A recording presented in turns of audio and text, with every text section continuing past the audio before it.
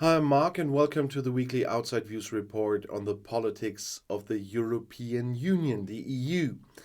As expected, the Hungarian government reacted critically to the agreement of the EU member states to tighten the asylum rules. Brussels is abusing its power and wants to make every country in Europe a country of immigration at all costs. That was said by the Parliamentary State Secretary in the Hungarian Ministry of the Interior, Bence Retvari, on Hungarian state television on Friday. Brussels now wants to distribute migrants by force, they say. And if Hungary refuses to take in refugees, the country will have to pay 8 million forints, that's about 21,000 euros, per refugee to Brussels as a penalty. The EU does not recognize that Hungary protects the EU's external border and refuses to pay the corresponding cost of 1.5 billion euros, is what Retvari said, referring to the border fence built by Hungary in 2015 on the border with Serbia.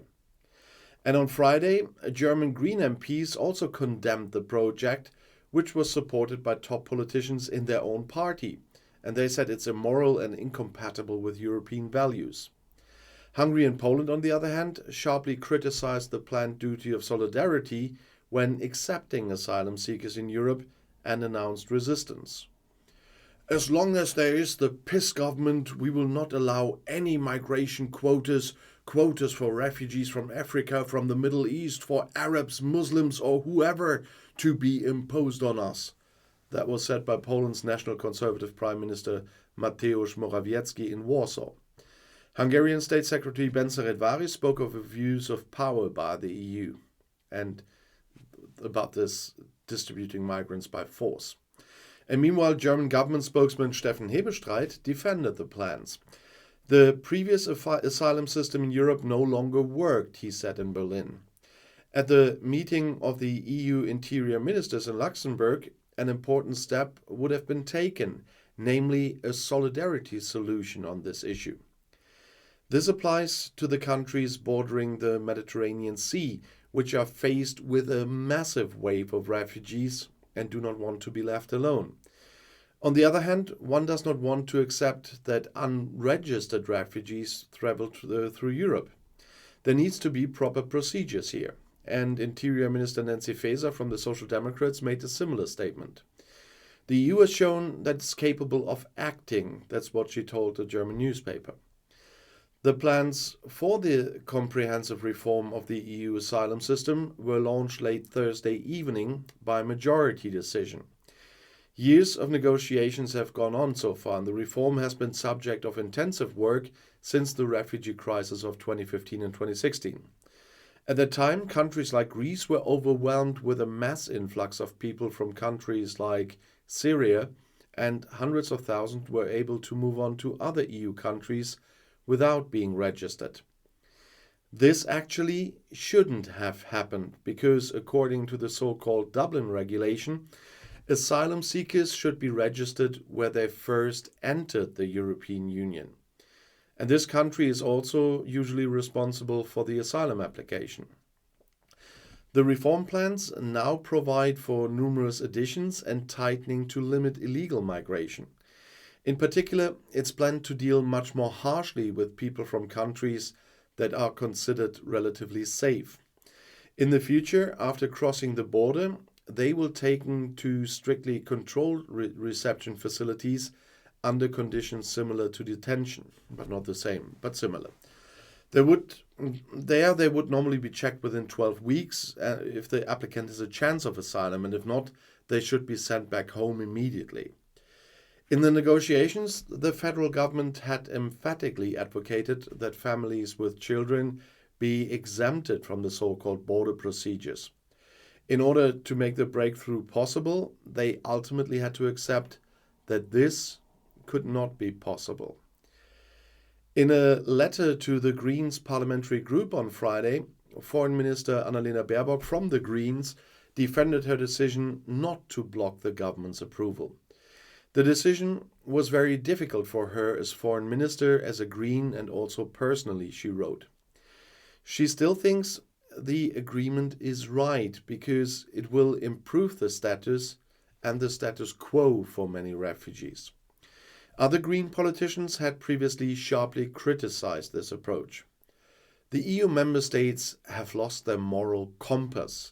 That was complained by the spokesman for the German Greens in the European Parliament, Rasmus Andresen. Their fears of mass internment in violation of human rights at the EU's external borders, as has been experienced in the past, for example in Moria, with untenable conditions that violate human rights.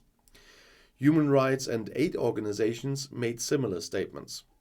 The Secretary General of Amnesty International in Germany, Markus Nbeko, said it was an agreement at the expense of human rights and the people who needed the most protection worldwide. One is stunned how the federal government could celebrate this agreement as a political breakthrough.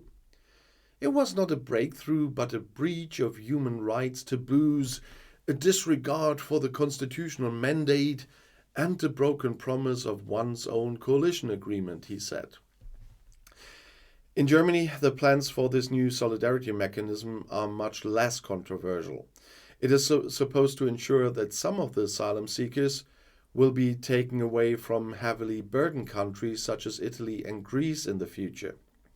Initially, 30,000 resettlement places per year are to be made available, of which a little more than 6,000 would be in Germany, according to the agreed distribution key. Countries that do not want to take in refugees would be forced to pay a compensation of around 20,000 euros per person. In addition, the reform plans should enable far-reaching cooperation and projects with non-EU countries. According to the commissioner responsible, that's Ylva Johansson, rejected asylum seekers could in principle also be deported to non-EU countries in the future. The only requirement should be that they have a connection to this country. What this should look like should be at the discretion of the EU member states that are responsible for the respective asylum procedure. The federal government had actually advocated that a transit stay in a third country definitely cannot be recognized as a connection, but only, for example, by family members living in the country. If the regulation is passed, Italy, for example, could use it to send people coming across the Mediterranean back to the country if the government in Tunis agrees. In order to persuade them to agree, financial support could be provided. A statement on the agreement also states the conditions under which authorities in the EU can declare asylum applications inadmissible without a detailed examination. This should therefore be possible if they are provided by refugees who have entered via a safe third country. The prerequisite for this should be that people can also be granted effective protection in this safe third country. But how they want to get them back there is another question. The next step in implementing the plans is negotiating with the European Parliament, which has a say in the matter, and this could start as early as the summer. Green politicians in particular hope that the plans for tightened asylum procedures there can still be weakened. The strongest group in the European Parliament, however, is the Christian Democratic EPP, which advocates a comparatively strict migration policy. But the EU Commission was correspondingly relaxed on Friday. I think Parliament has also recognized the historic moment that was set by EU Commissioner Johansson, as I said, responsible for the issue, on Friday at the sidelines of a meeting of justice ministers in Luxembourg. They do not expect particularly tough negotiations with Parliament. And if you're interested what else is going wrong around the world at the moment, the next video is right here in the end screen. I'll see you there. I'll be back.